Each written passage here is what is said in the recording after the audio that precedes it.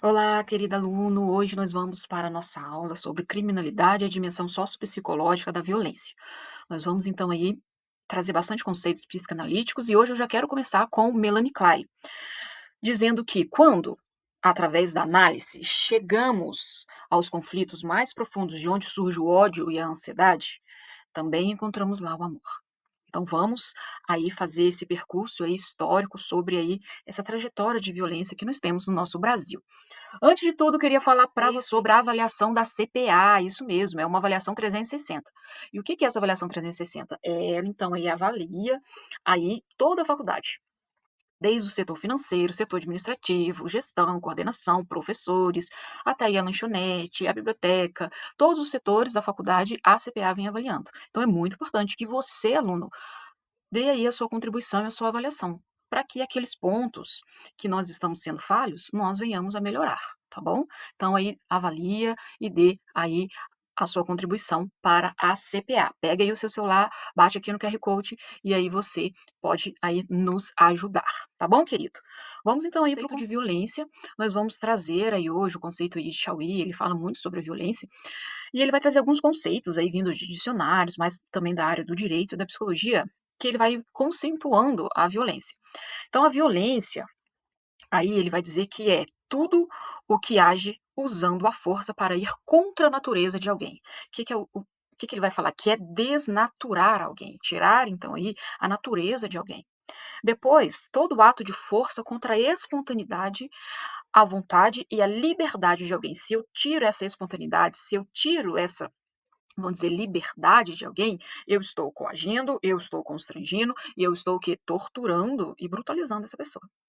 E um terceiro conceito aí que Chauí vai trazer, que todo ato de violação da natureza de alguém ou de alguma coisa, então aí valorada, violência não é só contra talvez uma pessoa, mas sobre um patrimônio, sobre algo que tem valor, muitas vezes assim que a gente pode dizer, então aí a pessoa vem a manchar, a pessoa vem a destruir. Então todo ato de violação da natureza de alguém ou de alguma coisa valorizada positivamente por uma sociedade é, então, violar, certo? Então aí, começar já a usar uma visão psicanalítica da violência.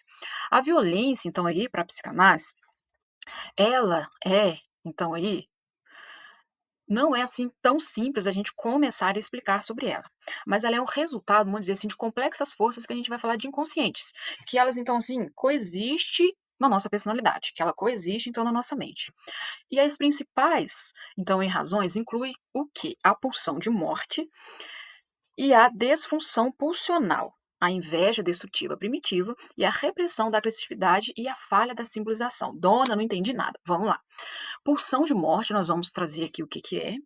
A desfunção dessa pulsão, o que, que é isso? Algo desfuncional, algo desequilibrado.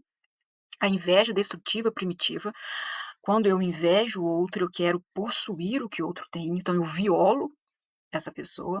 E a repressão da agressividade. Todos nós somos agressivos de alguma forma. Todos nós temos esse ímpeto. A agressividade aqui, para a psicanálise, é o ímpeto que nos move. Então, né, eu sou agressiva, né? Por quê? Porque eu tenho esse ímpeto, aquilo que me move, aquilo que me faz ir para frente, aquilo que aquela criancinha ali com uns 4, 5 anos começa a ser muito difícil de aceitar o não, né? Porque ela quer o quê? Essa autonomia, ela quer começar a ser alguém, ela começa a ter essa autonomia, então não para ela, fala assim, quem é você para falar não? E ela vai começando muitas vezes a questionar isso. E isso é agressividade. Quando a gente reprime isso, a gente não neutraliza, quando a gente não, muitas vezes, caminha essa agressividade por um ato compreensivo, para um ato equilibrado, quando a gente, muitas vezes, quer calar essa criança, quando muitas vezes a gente tampa os nossos ouvidos, quando a gente pede para ele calar a boca. Então, tudo isso é repressão da agressividade, repressão da minha espontaneidade, repressão daquilo que eu quero falar, daquilo que eu quero ser. E aí há uma falha na simbolização, porque essa agressividade, ela não gera um símbolo. O que, que é esse símbolo? A minha resiliência, a minha luta, a minha garra, a minha força de terminar essa faculdade, a minha persistência de levantar cedo e trabalhar, depois ir para a faculdade e ficar depois do intervalo meio que cochilando, e no final de semana assistir aula EAD e fazer trabalho. Isso é agressividade, isso é ímpeto. para a psicanálise. A gente vai entender quando essa agressividade ela é reprimida, o que que vai acontecer na vida de um sujeito. Vamos dar continuidade. Então, a psicanálise vai trabalhar com 2 tipos de pulsão. A pulsão de morte, a gente vai chamar de Thanatos, né, que ela a gente vai chamar aí de uma personificação, muito aí da mitologia grega. Freud vai fazer bastante símbolos com a mitologia grega. Ele vai, então, aí trazer essa personificação da morte. Essa personificação que a gente tem esses conflitos de pulsão. Nós temos a pulsão de morte e a pulsão de vida. Então, Freud ele vai argumentar que o ser humano é movido por 2 grandes pulsões fundamentais. Ele vai chamar de pulsão de vida, e ele vai fazer aí uma personificação de quê? De Eros. Eros, para a mitologia grega, é aquilo que liga, aquilo que faz ligação, é o amor, é o cupido, é aquilo que, vamos dizer assim, é o agrado. Então, Eros é aquilo que vai nos tornar vivo. Eros, que é o amor, é aquilo que vai nos dar vida, aquilo que vai nos, muitas vezes, fazer que nosso sentido de vida. E ele vai falar que essa pulsão de vida, ele busca o quê? A autopreservação, né, eu auto me preservar, né, o meu sentido. E a pulsão de morte, que é o Thanatos, que é essa personificação aí da morte, ele busca o quê? A desintegração, a destruição e o retorno o quê? Ao inorgânico. O que que é? Quando a pessoa está inorgânica, ele não é orgânica. Ele, então aí vem ao quê? A esse falecimento, né, daquilo que nos faz ser uma comunhão com o outro. Então a gente é movido para essas 2 pulsões.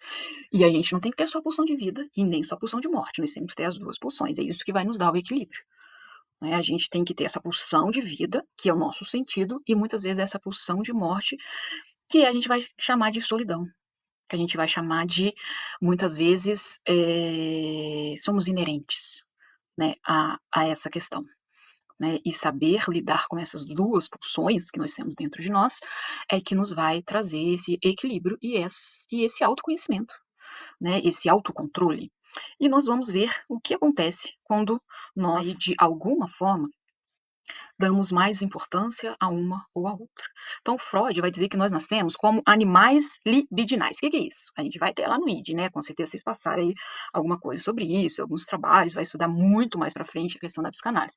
Libido é tudo que nos move. Libido é o que nos dá prazer. Libido é que nos dá aí esse sentido de vida, né? E para Freud, ele vai acentuar na parte sexual, mas não como o sexo em si, mas aquilo que nos dá prazer, aquilo que nos dá satisfação, né? Então, aí ele é muitas vezes introjetados pela família. Então, nós somos inseridos nessa primeira comunidade, né?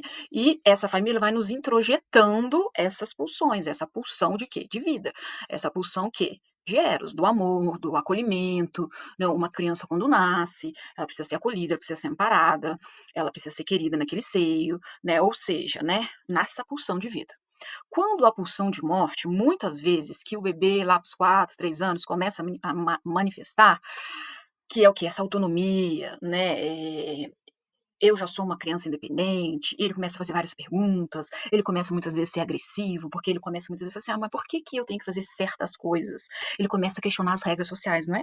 As primeiras regras que uma criança questiona, é as regras da família, e a família é uma instituição.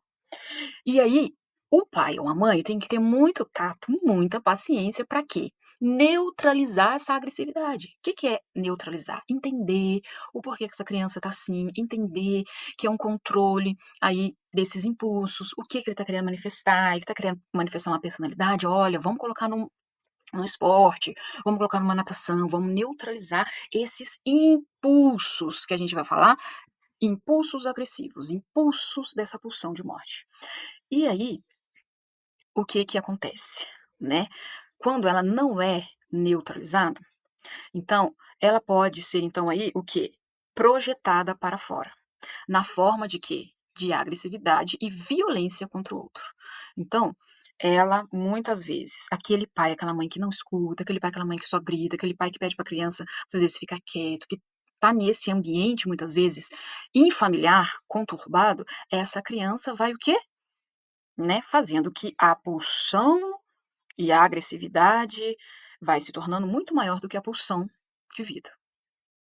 certo? Então, quando uma criança, muitas vezes, ela está manifestando, dê o seu ouvido, dê o seu acolhimento, fala assim: "Olha, vem cá, vamos conversar, o que está acontecendo?", né. Dê o seu ouvido, você que às vezes vai ser um psicólogo infantil, dê o seu ouvido para essa criança. Então, aí a violência, portanto, seria uma manifestação externa dessa força destrutiva. Se essa criança não neutralizar essa agressividade, ela vai crescendo, né, com essa maneira de se comunicar. Então a agressividade, ela é uma maneira de comunicar que foi reprimida de alguma forma. Essa criança queria se comunicar, essa criança queria ser ouvida, essa criança queria ser assistida. Ela não foi, ela foi reprimida ou ela foi negligenciada. O que acontece muitas vezes? Essa criança reprimiu essa agressividade e isso se tornou violento para ela. Então ela vai se manifestar, ela não quer nem mais falar, não quer nem fazer mais pirraça, não quer fazer mais birra, ela vai diretamente para o tapa, ela vai diretamente para a agressão, para a unhada, para o chute. Então essa criança, é a única forma que ela tem para se comunicar. Então, o que nós temos aqui, né, que a gente vai trabalhar? Que se a gente caminhar, né, nessa trajetória da psicanálise, nessa trajetória da sociologia, a gente vai ver que aquelas pessoas que foram abolidas da escravatura, aqueles escravos, aqueles negros, aqueles índios, as pessoas inferiores, elas são desiguais. Elas são desiguais porque elas são despossuídas de direito. Né, então, a gente vai ver que é um termo plural que significa não iguais, diferentes e irregulares. O termo pode ser usado para descrever conceitos mais abstratos, como as desigualdades sociais, que se refere à diferença no acesso a recursos e oportunidade entre essas pessoas. Então, muitas dessas crianças, muitas vezes dessas pessoas, já foram crescendo nesse contexto, porque é aquelas pessoas que na escola o pai não vai nas reuniões, é aquelas pessoas que não têm esse recurso nem na educação. Então, essas crianças, né, ou essas pessoas que estão à margem, que são os desiguais, vão crescendo desse contexto, vão crescendo dentro desse ciclo, nesse ciclo de quê? De negligência, nesse ciclo de se ver assim, como inferiores. Então, já é um uma pessoa que não possui, né, uma escuta. Por isso que eles são despossuídos. Então, eu peço para que você agora imagine os indivíduos que é que ficam à margem dessa sociedade, aquela trajetória que a gente já fez durante todo aí a sociologia, né. Então elas ficam à margem do direito, ela fica à margem de recursos, ela fica à margem de uma família, ela fica à margem, então muitas vezes de alguém para escutar, né. Então pode se referir também às pessoas que não internalizam então aí o eros. O que eu posso dizer aqui? Gente, pessoas que cometem violência não só as pessoas não são somente, né, as pessoas que muitas vezes estão aí numa favela, estão aí, numa classe social mais inferior. Pode cometer crime todas as pessoas de classe alta, média, classe baixa. Por quê? Porque elas podem muitas vezes não internalizar o eros. Pode vir de uma família super, vamos dizer aí, que a gente chama, né, estruturada, que tem aí extremamente condições, mas de uma mãe, um pai ausente, que foi, então aí, muitas vezes criado com, terceiros, criado pela empregada, criados, despossuídos de quê? Dessa neutralidade, dessa pulsão, muitas vezes de vida, desse amor.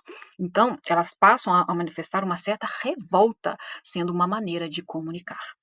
Então, nem sempre. Claro que aqui a gente está fazendo, né, mais o contexto das desigualdades, mas o que eu quero dizer para vocês que qualquer pessoa pode cometer um crime, pode cometer então aí um ato assim revoltante, devido à não neutralidade dessas duas pulsões, que geralmente vêm pelos pais e pelos cuidadores, para as pessoas com quem essa criança conviveu. E aí, Melanie Klein vai falar muito isso, Donald Winnicott vai falar muito isso.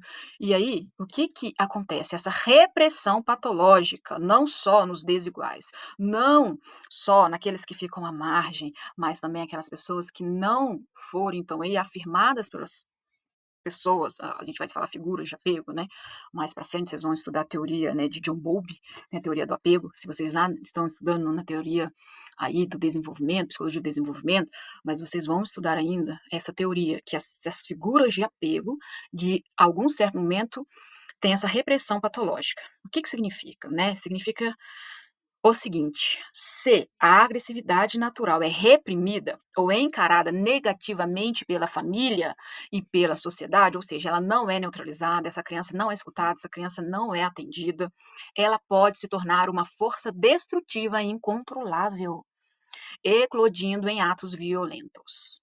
A violência, nesse caso, é o resultado de uma agressividade reprimida, que não encontrou uma forma saudável de expressão. Na minha agressividade, na minha autonomia, quando eu estava querendo ser eu, falar sobre mim, queria ser aquela criança que colocasse limite sobre mim, não tive. O que muitas vezes me reprimiram, pediram para me ficar quieto, e aí isso virou uma revolta dentro de mim. Uma falha na capacidade do sujeito de usar o que? A linguagem para nomear e resolver conflitos. Surge assim o colapso da palavra, quando o diálogo e a simbolização falha. A violência emerge como uma forma de ação concreta e destrutiva, onde o que deveria ser mediado pela palavra é atravessado em atos. Então, Donald Winnicott, depois eu coloco aqui para vocês, né, esse link que tem um psicanalista aí muito aí conceituado, que ele vai falar bastante para gente sobre pulsão de vida e de morte. Ele vai falar sobre um pouquinho mais sobre essa repressão, né? Essa repressão. Aqueles, muitas vezes desiguais, eles vão o quê? Já manifestar essa violência.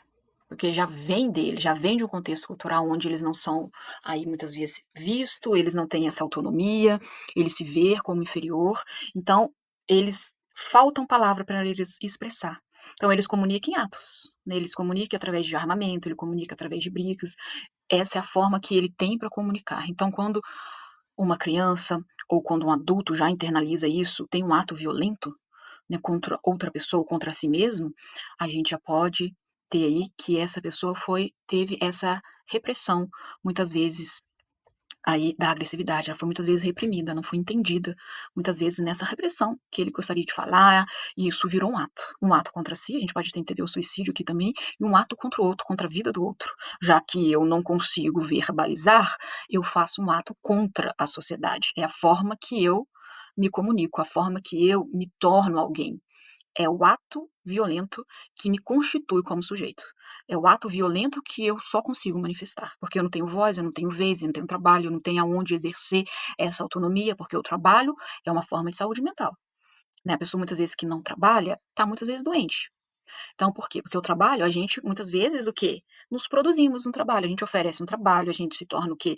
Recompensado e satisfatório por isso, a gente se sente valorizado, então a gente vai se autoproduzindo nesse trabalho. E os desiguais? E os despossuídos? E aqueles que não foram afirmados? E aqueles que foram reprimidos na sua agressividade? Então, isso se torna um ato. Um ato de quê? De resposta à sociedade. E aí, a gente tem aqui essa figura, né? Que é exatamente como aí uma criança vai se manifestar a nós. Então, ó, ela tá sendo agressiva, ela tá querendo falar alguma coisa, tá querendo essa autonomia, e aí nós tampamos os ouvidos de alguma forma: "Ó, não quero escutar você". E o que que a gente tem que neutralizar? Olha essa mãe, ó, tô fazendo um coraçãozinho, tô te aceitando, vem cá. Então a criança tá lá querendo falar, querendo se expressar, e essa mãe acolhe. Vem cá, vamos conversar, por mais que seja difícil, tô falando que não é fácil acolher essa criança nessa agressividade, entendendo, esperando ela se acalmar, depois conversar, depois ser esse amparo para evitar, né, esses atos violentos no futuro.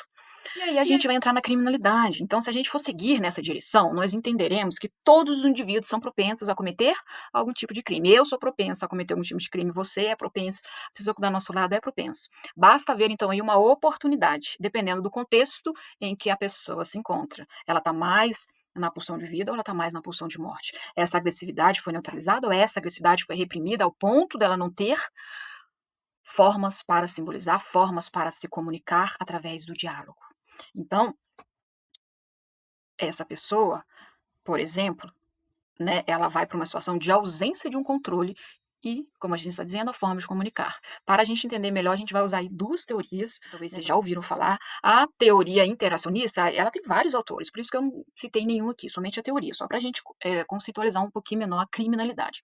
Então, essa teoria interacionista, ela vai falar que é uma interação Aí, como que acontece a criminalidade, né? A teoria interacionista da violência sugere que a violência é um comportamento aprendido, gente, através de quê? Da interação social, do meio onde essa pessoa viveu, né, pelas pessoas com quem ela se relaciona. Então, o meio cultural aonde nós estamos vivendo, então, assim, uma criança criada em uma comunidade que normaliza a violência, como a gente tem aí nas grandes, né, aí comunidades, né, como uma cultura, tem uma maior o quê, gente? A gente sabe que é uma maior probabilidade de aceitar a violência como algo normal, como um estilo de vida. O roubo como algo normal, o roubo para sobreviver, o roubo para a droga, né, o tráfico de drogas, o aviãozinho. Então, uma criança que já vive nesse contexto cultural, ela tem uma maior probabilidade de aceitar a violência como esse estilo de vida.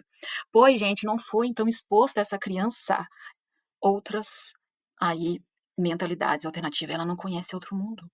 Ela não conhece, ela não sabe se comunicar de outra forma a não ser esta. Então, deixo para vocês aqui a pesquisa que vocês pesquisem a teoria do etiquetamento. Ela vai falar muito sobre esse estigma aí dessas crianças, que muitas vezes vem desse contexto, que a criminalidade vem muitas vezes desse contexto, de crianças que foram expostas a esse ambiente.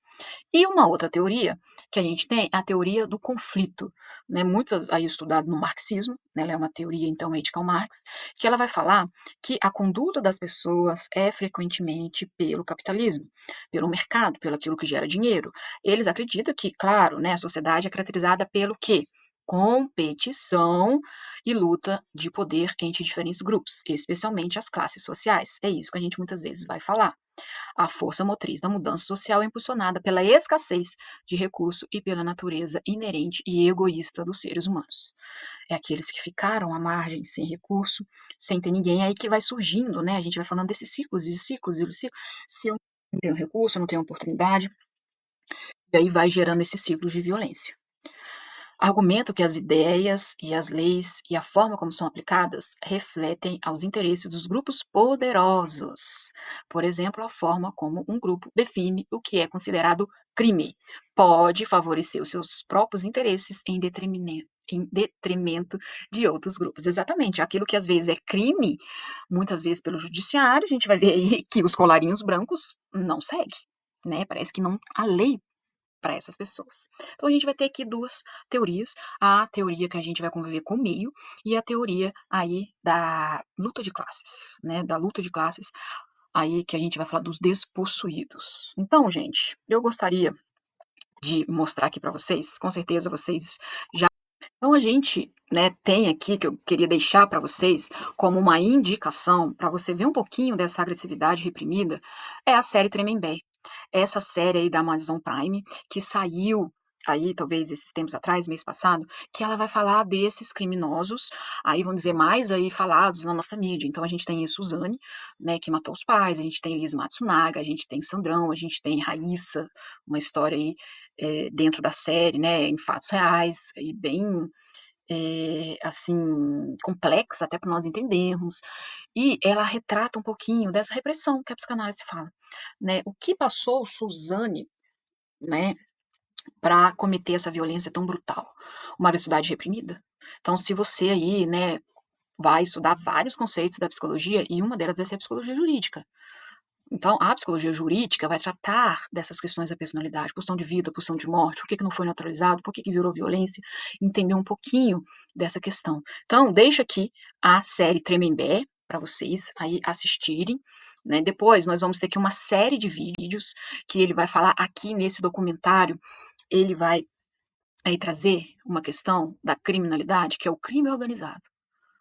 Como que estrutura o crime organizado no nosso país? Quem é que financia? Quem é que executa? Então, nós temos aí, gente, um complexo dentro do nosso Brasil difícil até de entender. Porque o El Salvador, a Dinamarca são países que combateram o crime organizado. Mas no nosso Brasil, os financiadores do crime, né? A gente vai fazer essa trajetória aqui nesses vídeos, e você depois vai fazer uma análise aqui, né, do jornalista, aí o William Vac, depois você vai fazer uma análise desse outro youtuber, que você vai caminhar aí sobre esses pontos de vista e você vai ver que quem financia aí o crime organizado são os colarinhos brancos. Quem é os colarinhos brancos para nós? Quem é os colarinhos brancos? São os políticos. Eles estão no topo da pirâmide negociando o crime organizado. Ah, é. O crime organizado é, então, aí financiado pelos colarinhos brancos, pelos políticos. E vamos dizer assim, muitas vezes, que a gente vai chamar de facções criminosas, são quem executa as operações. Então fica muito difícil, vamos dizer assim, para o Estado, que é a Polícia Federal, combater o que a gente chama dessa pirâmide aí do crime organizado. Então, um país como El Salvador, como eu já falei, a Dinamarca, combateram o crime organizado limpando a política. Mas no nosso Brasil, é a longo prazo que isso vai acontecer. Então, o que acontece? Os políticos financiam as facções, muitas vezes, o que nós podemos fazer essa análise? As pessoas que estão à margem da sociedade são muito maiores do que aquelas que têm classe alta, ou classe média alta, ou classe média. Então, as pessoas que estão à margem da sociedade são aquelas que mais vão, então, aí para as facções. E o que está acontecendo no nosso Brasil? Nós temos muito mais pessoas à margem do que pessoas, vamos dizer, a favor do Estado, a favor, muitas vezes, dessa união do Estado. O que aconteceu no nosso Brasil? O que a gente pode ver o que aconteceu no Rio de Janeiro, que, né, a polícia para fazer, vamos dizer assim, uma limpa daquelas pessoas, tiveram que executar até pessoas que não estavam envolvidas naquela situação. Por quê? Porque a massa, aqueles que estão à margem, são muito maior do que até a própria força do Estado. Então, é isso que está acontecendo no nosso Brasil. Um descontrole muito grande devido à nossa colonização, devido aí a gente ser um dos últimos países que saiu aí da escravidão. Então, nós temos muito mais pessoas de classe baixa, de classe média baixa, do que pessoas que têm acesso à universidade, que têm acesso à educação, que têm acesso ao saneamento básico, que têm acesso à saúde. Então, essas pessoas acabam indo para a criminalidade, certo? E aí, a gente tem essa série aqui de vídeos que eu vou deixar a vocês os links para vocês também aí acompanhar. E aí, a gente tem os danos emocionais da violência, né? Pessoas que vão viver nesse contexto, pessoas que muitas vezes estão nesse contexto, né? A gente está muito dentro desse contexto no Brasil, né? Não só aí, como eu já falei, pelas pessoas que vivem à margem, claro que isso é em maior escala, mas nós temos aí dentro dos colarinhos brancos, né, a gente tem aí a Operação Lava Jato, a gente tem aí, né, essa questão do judiciário, legislativo e, né, do Supremo, né, uma hora prende Lula, uma hora solta o Lula, uma hora o Lula é presidente, outra hora o Lula tá preso, outra hora solta Bolsonaro, uma hora prende Bolsonaro.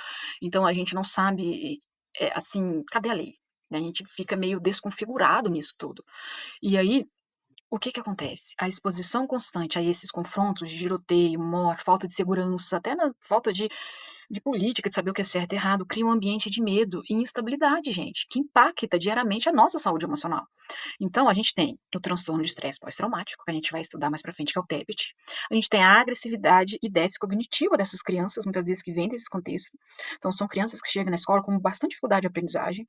Então, a gente tem aí que infelizmente resulta, né, em evasão escolar, mantendo esse ciclo de criminalidade. Uma criança que muitas vezes tem dificuldade escolar, tem dificuldade para aprender, já são negligenciadas, já ficam em abrigos, porque os pais muitas vezes estão dentro desse ambiente, são crianças que vão mantendo essa criminalidade, são crianças que vão mantendo esse ciclo.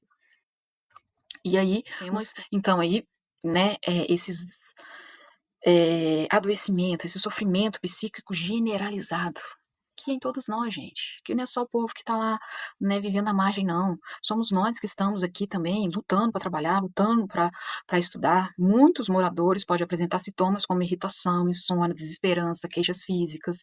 Aí a gente tem as dores de cabeça, as náuseas, né, as dores do estômago, a gente tem a gastrite, muitas vezes emocional. Então, são manifestações físicas do sofrimento aí mental que a gente vai falar decorrente da violência estrutural. A gente vai, né, voltar aquele conceito de Freud, a gente está nesse mal-estar, né, é um mal-estar mesmo, um mal-estar, né, de a gente não sabe ver saída, a gente não vê saída. Então, a gente precisa lutar contra isso. E a psicanálise, né, para a gente terminar aí a nossa aula, vai falar que, né, a violência aí como uma invasão um dano que viola o sujeito em sua o quê? Intimidade e integridade. A violência na favela, como também nós vamos ver aí nesses atos brutais, como assédios do Tremembé, que pode ser tanto implícita em agressões, tiroteios, morte, quanto implícita, ó, e cotidiana, que a gente vai ver implícita, que são os colarinhos brancos, são os políticos, violência de Estado e a precariedade. Gera uma experiência traumática que, olha, né, vai dar uma evolução desse sofrimento. A gente vai ter, né, emudece, infantiliza, cristaliza o sofrimento, que aquilo vai, né, uma repetição desse ato vai fazer que esse ato se normalize, uma destruição da individualidade e a inibição da agressividade, olha lá que a gente já vem conversando, então aí gera muitas vezes, né, uma revolta a esse ambiente hostil, que pode levar então às patologias que a gente vai chamar como depressão, isolamento, baixa autoestima e falta de sentido. Então não tem outro jeito, só tem esse para me sobreviver, né, que é a violência e a exploração da violência, certo, queridos? Então esse aí é a evolução da violência. E aí eu deixo aqui para a gente refletir aí, né, um comentário, uma reflexão belíssima do nosso aluno Rafael Kanner, aí estudante de psicologia, que ele vai falar que a gente precisa muitas vezes mexer nas estruturas. O que é esse estrutural? Que é essa política do Brasil, né? E a gente precisa mexer nisso. E a gente precisa muitas vezes ser esses revolucionários, né? Muitas vezes a gente critica quem está lá no poder, quem está lá na política, mas também nós não temos coragem de estar lá. Então a gente tem que colocar nossa cabeça para pensar, tentar revolucionar, e eu deixo aqui esses dizeres do nosso aluno, aí que foi uma reflexão bastante profunda e formidável para o momento, né, desse momento oportuno que nós estamos vivendo, para a gente fechar nossa aula de criminalidade e aí a dimensão sociopsicológica da violência. Meus queridos, né, um grande abraço para vocês, a gente se vê então aí na próxima aula. Deixo aqui aí as referências para vocês, né, principalmente a de Freud e de Winnicott, aí que vai citar bastante Melanie Klein também, e até a próxima aula.